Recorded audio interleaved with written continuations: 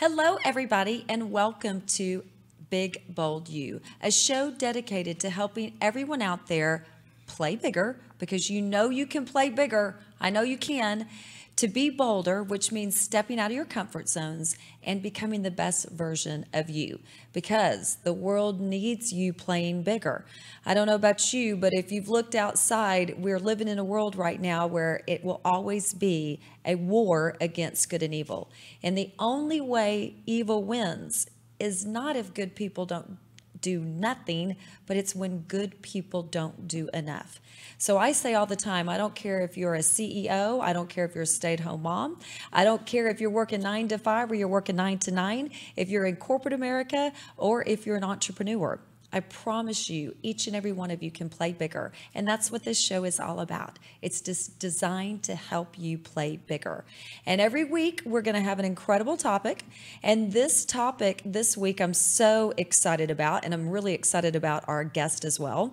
But the topic is called Strong Starts for College Freshmen. And I have a college freshman that is starting college right now. And my incredible guest that I have today is a wonderful woman by the name of, I just like to call you Marti the Magnificent. Oh, please. That's what I would like to call you, is just Marti the Magnificent. But I'm just going to tell a little bit about Marti Miles-Rosenfield. She is a mother, a writer, a creator, positive psychology practitioner, motivator, and a retired college professor. She holds a master's degree in English with an emphasis on creative writing from the University of New Orleans, which, go New Orleans, it's an amazing city. She has taught writing, freshman composition, and college success courses. And you just recently retired from Collin County, and I'm just excited to hear about all the different things that you've done there.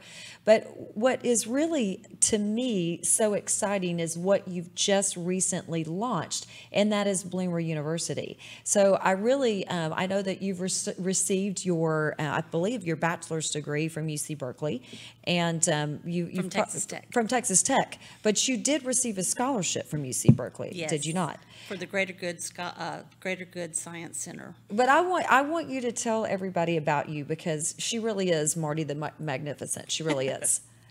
Well, I don't know about that, but I do know that that what I'm doing is very timely and it needs to be done. Right now, our college students are in a little bit of trouble, and it's for a variety of reasons. There's no easy answer of what caused it or what's going to fix it. Part of what's going on is the default on student loans. And because students are going 4, 5, 6, 7, 8 years without graduating, many are getting out or leaving college without their degrees, and they have a lot of student debt that they then cannot pay. So there's a big push nationwide to go finish in 4, finish in 4, finish in 4. That's the mantra. Right. And some schools really are prepared to do that. Your Harvards and your Yales, they get them in. They're the strongest students. But most of our kids aren't the strongest students. And so they need a little bit extra help. Many of my students over the years have been workers, so they've got families or they work, and so to get out in 4 years is a real push. Right, but don't you also think that when the students, as they're going into college nowadays, they're just potentially not as independent as when we were going to college? I mean, do you think that is part of the issue?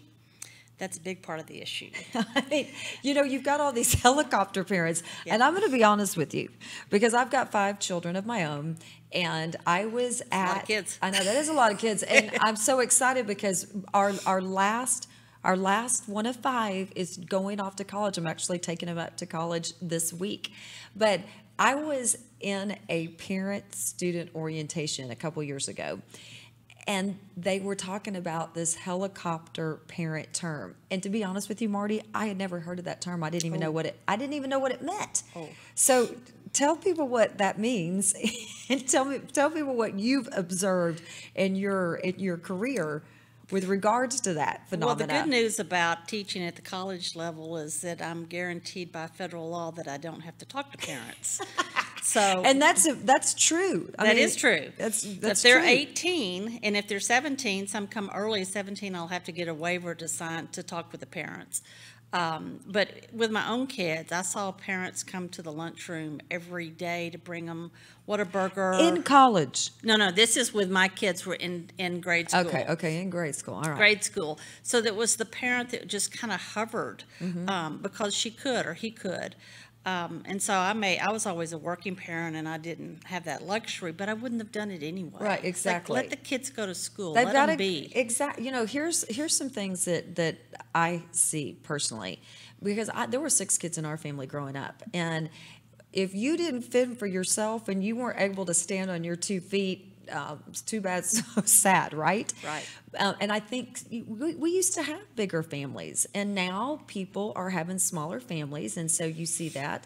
But I think sometimes parents want to be their kids' friends. And although I have a blast with my children and I love them, they know we're not friends. I'm your parent, and I'll always be that way. And you really are best. Can be friends later. Exactly. Like after they have their kids. Right. But Yeah. the best thing we can do is really help them to be independent. And that's what I personally love about what you've done. So I know we've got some great pictures of, I think, some of your family and your children. Now, are those your 2? Those are my boys. Max on the left just graduated from UT and went to work Go at Longhorns. Santa Monica 2 weeks ago in the music business. And Jake on the right is going to be a sophomore at Kansas University. Okay, now what is your son going to be doing in the music industry? He is a talent buyer. He books talent for big shows like Imagine and Electric Zoo in New York. How fun! So okay, well, we've got some people that we can get him connected to. Yeah. How fun is that? Yeah, he's pursuing his dreams, and I've always encouraged both my boys to do that. He just knew early on what his was. Well, now with what you're doing, one of the things we always do is we go out. Once I find out who our guest is and I find out what our topic is going to be, I go out and I ask people, I ask the viewers, I ask friends and other organizations that I'm involved with, and I say, okay, give me a question. And one of the questions that we had specifically for you is, what is your best advice for parents that do have college-bound freshmen? And we've got a lot of college-bound freshman parents out there. I know you are. Yeah. One is to let them loose. Let them go. Let them go. Let them fly. They may not. Right. They may not. That's what Bloomer's all about. And why? Well, first tell everybody what Bloomer University is all about. Bloomer is it's kind of morphed into something that it didn't start out to be, but I had the idea of, well, it's a long story about Chris Bloomer, but in 2013, I developed the idea and I've been working on it. I never wanted my school to see it as a conflict of interest, so I've not monetized it until the end of this week when I'm officially not employed anymore at the college. So it is trying to help students with social and emotional skills, with self-esteem, with all the soft skills, with resilience and grit and things that they are lacking. And you know, sorely lacking. And you mentioned that they're soft skills, but in reality, they're the most important skills. Absolutely. You know, there's a quote, and I wish I'm going to probably butcher it, but you'll probably remember it. It says, you know, formal education will help you get a job, but personal education really sets you up for an extremely happy, fulfilled life. Right. And the skills that you are really interested in helping instill and teach to students are those, I don't even want to call them a soft skill. I want to call them a mandatory skill. Well, they should be. They're mandatory They skills. should be, and there's a movement in elementary schools now where those things will be taught. I also do like breathing and teach meditation, and that's becoming a real thing. Texas will probably get it a lot later than the East and the West Coast because It's just the way it the is. way it is. So, but those things are being taught mostly because students have self-regulation problems. And that, again, is from a variety of things. If they've not had to do things and then they have to do them, it's like, ugh, what am I going to do? Well, and also with the smartphones. So you've got the smartphones, you've got video games. I mean, I know back in the day, I wasn't ever a really big video game player, but I love me some Pac-Man now. I did like to play some Pac-Man at that. But now you've got video games, you've got smartphones, and what I've seen, and again, I don't know the statistics, but I bet you do, but what I have seen is, and heard, is the attention span of our kids Short. is very, very short.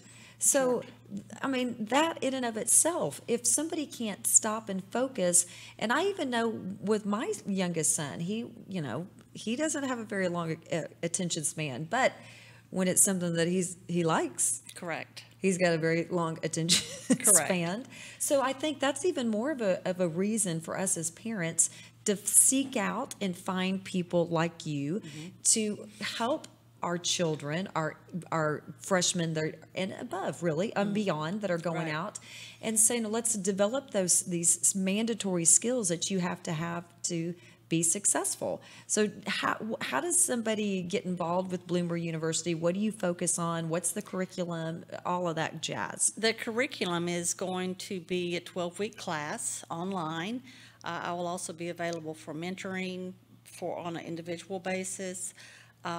I do a lot with pausing, and you bring up the digital. I work with creating a digital disconnect because they can't disconnect. Right. My son's got a problem with it. Both of them do. 100%. They can't do it. So in the last 10 years, this is 2018, the smartphone came out in 2008, the iPhone. In the last 10 years, levels of anxiety and depression has decreased beyond. Suicide rates have gone up. Students are not able to focus or regulate. And I'm not going to blame it all on technology. Right. But when I think about my own career, when I started teaching, the internet didn't exist. And what I've had to continually keep up with, from online teaching to emails and all of that, it's like it all happened to us, and it's, whoa, what happened? Right. And it's here. There's no putting the genie back in the bottle. No, It's it's here. not going back. So we got to learn how to regulate it. Well, don't you have a picture of anxiety and all the causes? You've got a great graphic, I believe. Ziggy's amazing, and here how to recognize anxiety in yourself and others. Yeah. So I've had students, when you give them a test, you expect to have a little anxiety, but sometimes when you just are talking and ask them to respond to a question, you can just see it take over, and there's no eye contact, and not with all of them, but a lot of students really have high anxiety. Well, just trying to get through the day. Well, and this is what I think of for people our age, and we're parents. And we lived prior to the smartphone. We lived prior to... We know the difference. We know the difference. But here's another thing, too, is I'll never forget, I was in graduate school when the internet came out. And you had to basically negotiate your grade. And I always wanted to get good grades, so I negotiated an A. But what you had to do was you had to create... The only difference between an A and a B was you had to create a website. And I thought, this web thing, this isn't going to stay around. So I paid someone to do it for me. And no, here we are. But I believe most of us have the skills to be able to recognize, all right, we're feeling anxiety. We've got all these pressures. We know we have too much on our plate. We do. Everybody does. And so for us, I think that we can recognize it and deal with it or cope with it a little bit better.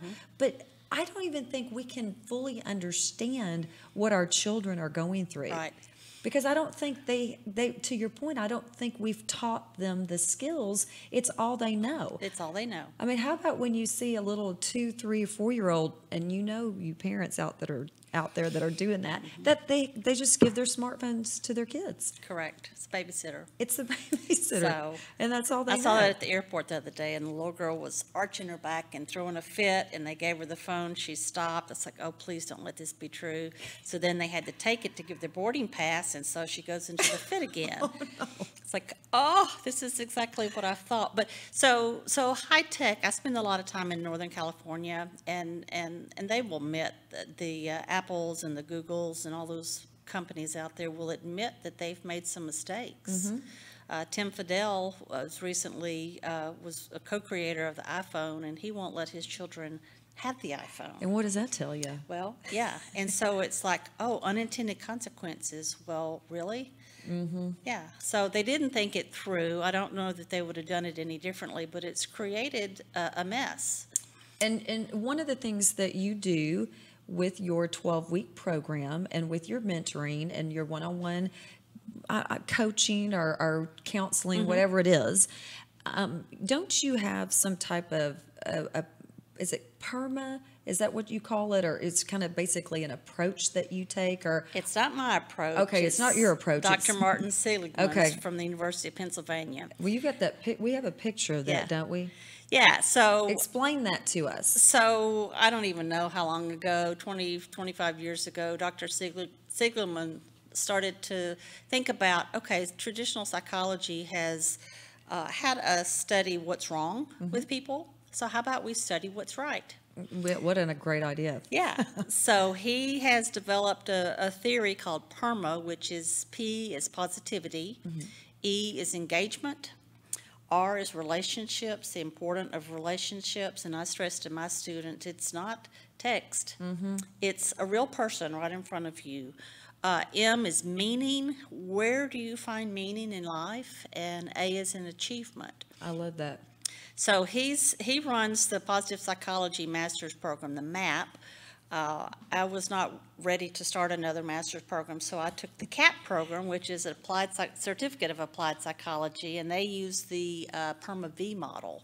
It's Seligman's PERMA plus V is vitality, and that brings in the health, the exercise, the diet, all of the additional things that I guess Marty didn't realize he left out. But you know what? I think it's so important. Positivity. I'm a very, very positive person. Yes, you are. And one of the, and you are too. Yeah.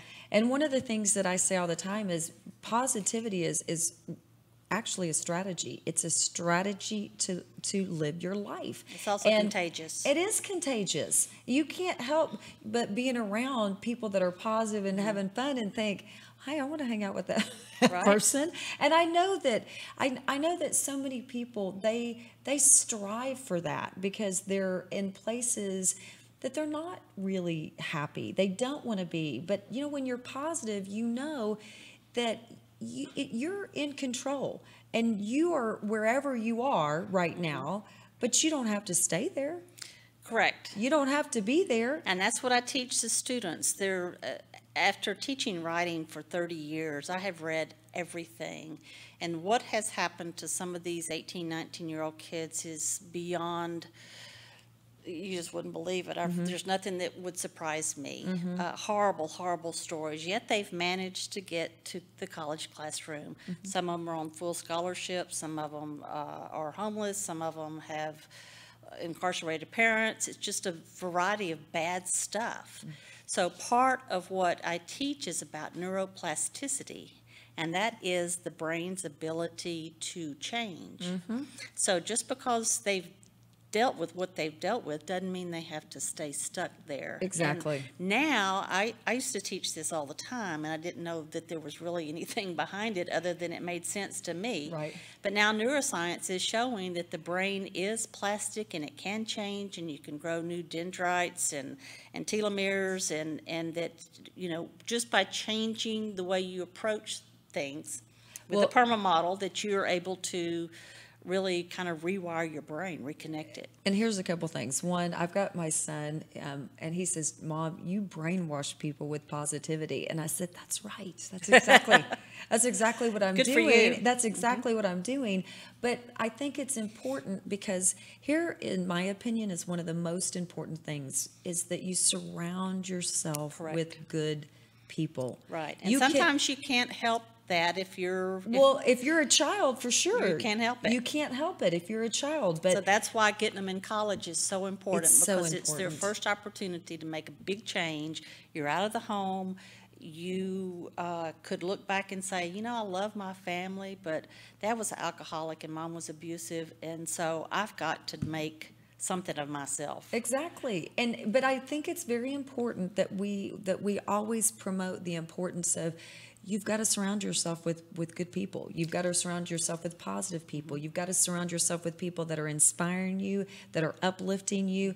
And to your point that you just discussed, really teaching people that your mindset and the way you think isn't set in stone. It can be changed. Absolutely. Your brain can actually change. Right. And that's one of the beautiful things that I think that you're doing with these students. So, you know, when somebody says they're watching right now and they're like, this is amazing. I've got a student that is headed to college, or I've got children that are in high school. How do I get my child or my children or my nieces or nephews to you or to someone like you? How do they go about doing that? I can give you my phone number in just a little bit. Okay.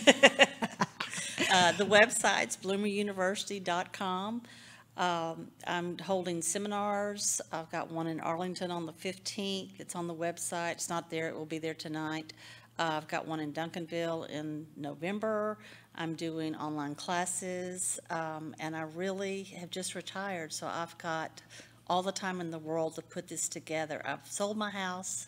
I've downsized to an apartment. I'm going 129% with this project. You know, I love it because you just said at the very beginning of the show, you just started basically this week because you have been employed with your other employer.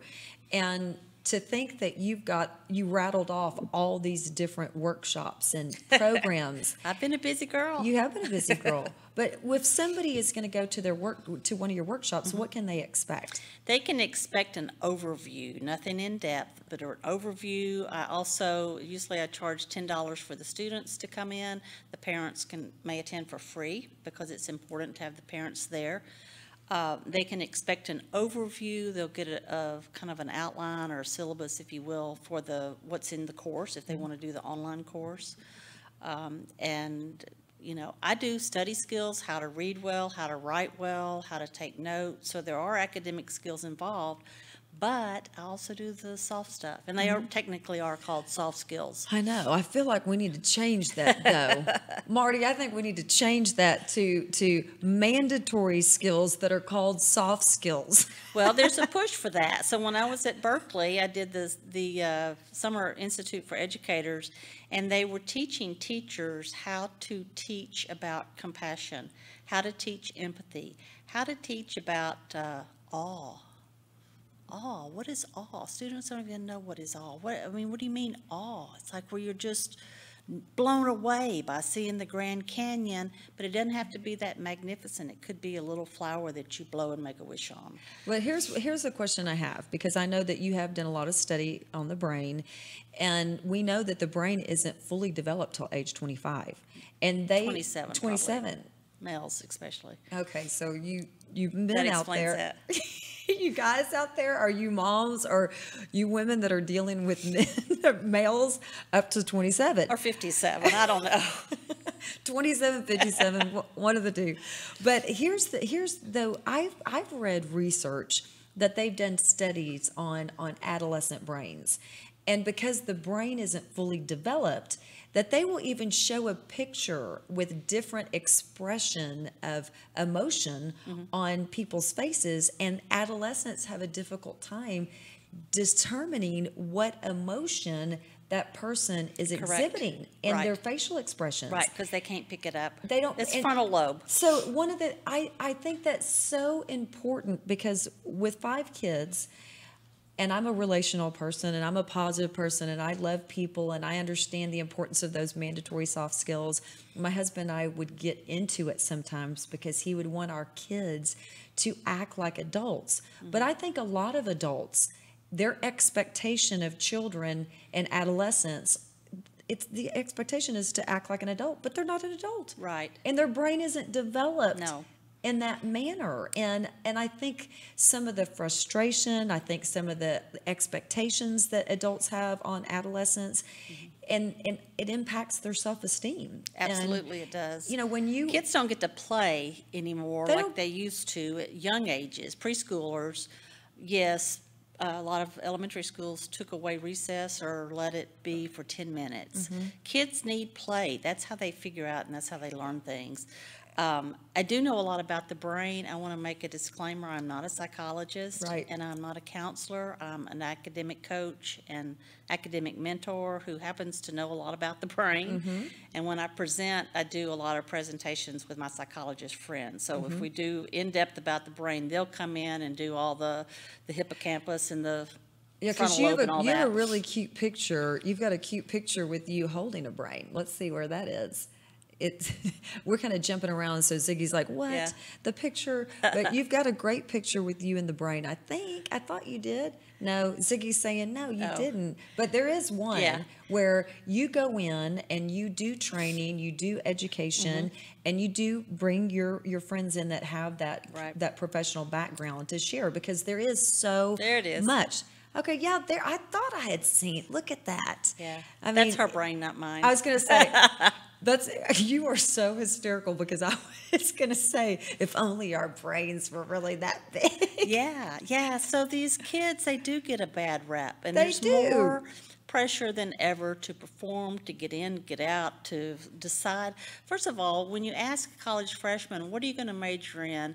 That's a good place to start, but it's also like saying, tell me what you want to do for the rest of your life. Right. Well, this person's 18. Exactly. I don't know that I've still figured it out. I'm a work in progress, as we all are. Well, and that goes back to my point of how adults have different expectations Right. for adolescents. Because to your point, here we are, we're middle-aged, and I work with a lot of people that they still don't know what they want to do. They still don't know what their why is. They still don't know what their purpose and passion is. And it is a lifelong journey. It's a journey. It's a journey. And as we grow and things unfold, we learn more. And I think it's personally what you are doing with students, I've tried to instill with my children. But as we all know, it's easier for me to do that with your kids, and it's Right. easier for you to do that with my kids. That's Correct. third party. Correct. So it is what it is. But if you're a parent, or if you are influencing children, adolescents, and you don't have somebody that is working with them in this respect, you've got to find somebody, because it to me it makes the difference between your children succeeding quicker with real fulfillment, Right. or just kind of wandering for a long Failure to time. launch. Exactly. And that's the Failure to return on launch. the investment. When you send your kids away to school, you think, oh, this is going to cost a lot. If you are subsidizing that process, Right. it costs a lot, but it also, it costs a lot of money, but also a lot of effort. And you want them to be successful. 1/3 of all high school graduates in the state of Texas are not college ready. Isn't that amazing? 1/3. 1/3. 1/3. But those 1/3 are going to college. Yeah, they are. And then what happens? More than that. You were telling me, what's the statistics of college freshmen that don't return their second year? 1/3 don't make it back. So So after the first year, so that's what in my job at my school, I worked a lot with retention and success. To lose a student, most of the time, when we find out it's non-cognitive reasons that they're dropping. So it's not because they're not smart enough, they just might not know how to study, or they can't regulate, or this or that. But to have 2/3, this is a national statistic, 2/3 of college freshmen make it back their sophomore year. We're losing a third. So those, many of those have already borrowed the money, and Right. they're part of the ones that aren't paying it back. So it's Right. it's an ugly cycle in It is so an ugly many cycle. ways. And we need more people like you. We need more teachers and educators. We need more people that have a heart and a passion for students and for these adolescents and these young adults to help them launch, to your point, successfully. So I Right. love that. And I'm really excited because you do we have a slide that shows some of your events and workshops and things that you're having, or do we not? I think we do. I think, let's see, let's look. You workshops, retreats, courses. I'm doing teacher retreats, and I didn't mean to do that because Yeah, I I was think so. going out in the country, different places, teaching teachers how to teach these strategies to their students, and they said, we need this. You 100%. Yeah, so with teacher turnover as it is, keeping good teachers is a real problem right now. So I'm working with teachers on self-care and all of the things that they need to teach their students, like just to pause, stop and Right. take a big breath. And be nice to one another. Yes. Be kind. Yes. My mother was a school teacher for many, many years. My sister was a school teacher for many, many years. I've got friends. And I'm gonna ask you this, and I'm gonna say this, that even with every one of my teacher friends and my family, some other teachers can be very mean to one another.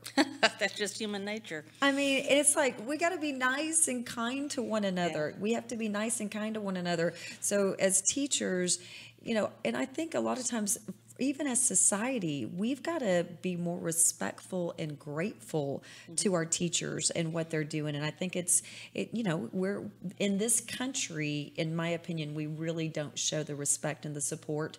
So it's got to start somewhere. We got to be the change that we want to see in the world. Correct. That's all there is to it. Correct. Well, teachers don't make a lot of money. They don't. And it's, we get thanks. That's why I named this Bloomer University, is that 20 years after I had a student who was a little bit challenging, and I got in his face and I said, you need to get it together.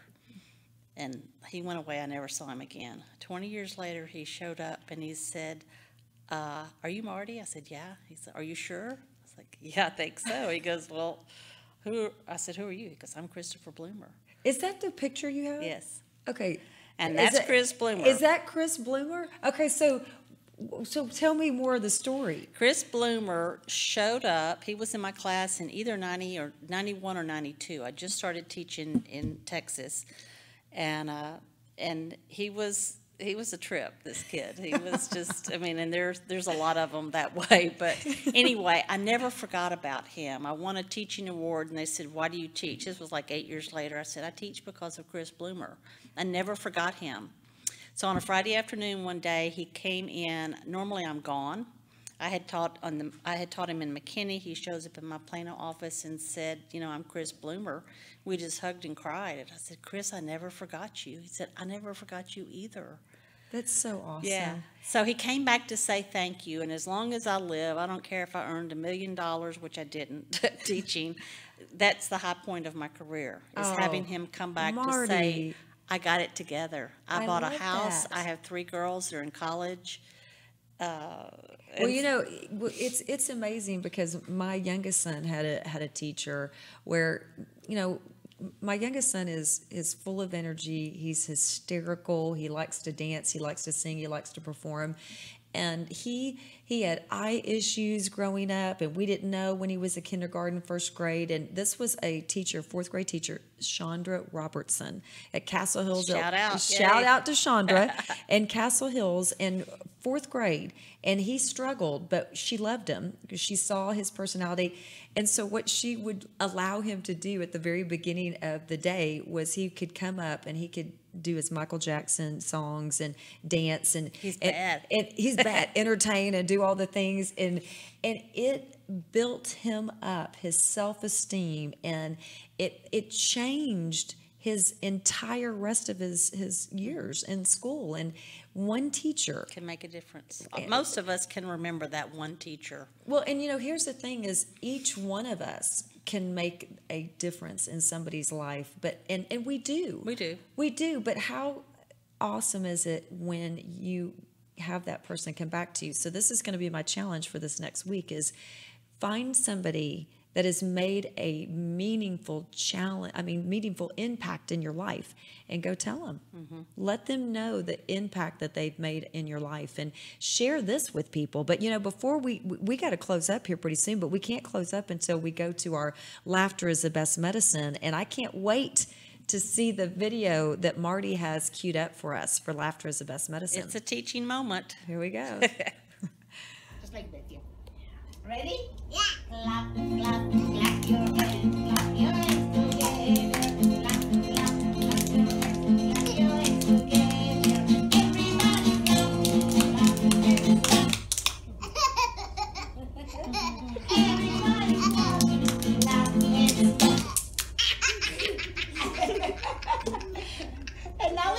stop. And now we're gonna go faster. Are you ready? Yeah. Yeah? Okay. Everybody clap, clap, and stop.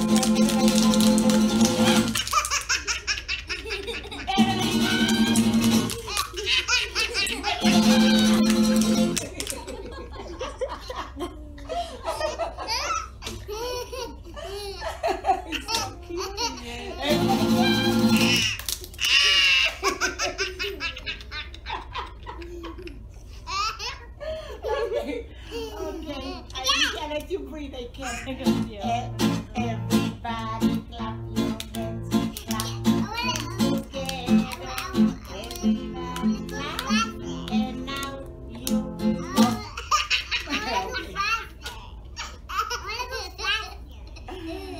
You want faster? Yeah. Okay, I love that. I love kids because they're so authentic and genuine, and I love it. I love it how he was just.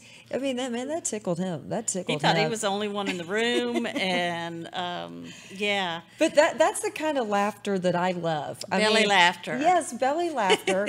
And then you're crying and you're laughing so hard. And even, here's the thing that I love so much about that video is even if other people don't think it's as funny as you do, that's almost the best. That's almost the best type of laughter because it's the belly laugh. The belly. And one of the things that I like to ask people are what are some of your biggest, most hysterical belly laughs that you've had? Probably the first one. Well, this wasn't not that funny. I'll skip that one. Yeah. One of them, it was just stupidity, is the time that I was running late for work. My kids were toddlers. I was trying to get them to daycare. And so I turn on Rafi or whoever it was in the car. It's like, okay, let's go to work. And I go barreling out of the garage, but the garage door was down. So I tore up the door and I tore up the car. And it wasn't going to be a good day that night when Dad got home. So I just laughed. I was like, okay, I'm gonna. This is bad news. Yes. So I laughed. The kids laughed. They're like, "Mom, you didn't put the door up." I was like, "No, I didn't." I was kind of crying, laughing. Well, I've done the exact same thing to my garage door and to my husband's car before, and it really was funny because that's all you can do is laugh. I mean, what else is there to do? And that's exactly.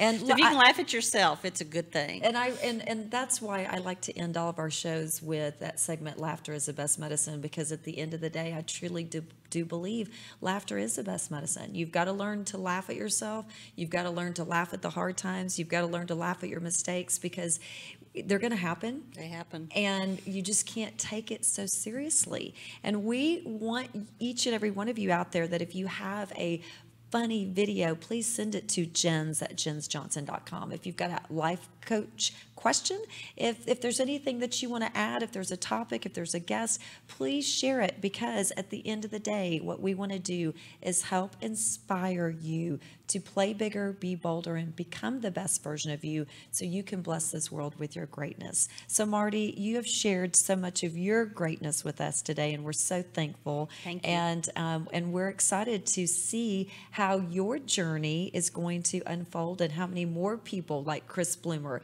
that you have helped make a difference. So there we go, Bloomer University, bloomeruniversity.com. That's how you can get in touch with Marti.